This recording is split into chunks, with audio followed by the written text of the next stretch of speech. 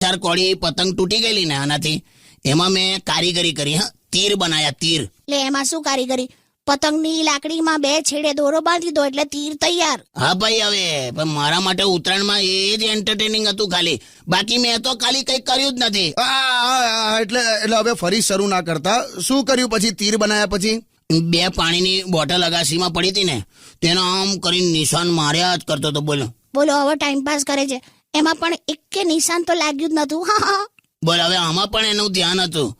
Enjoy જ નથી કર્યું મેં, સાચું કહું. બાકી 1371 પતંગ ચગતી હતી અમારા એરિયામાં.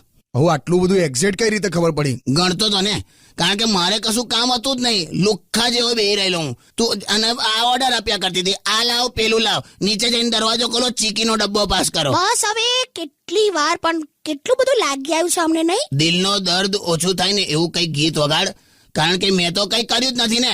આ લાવ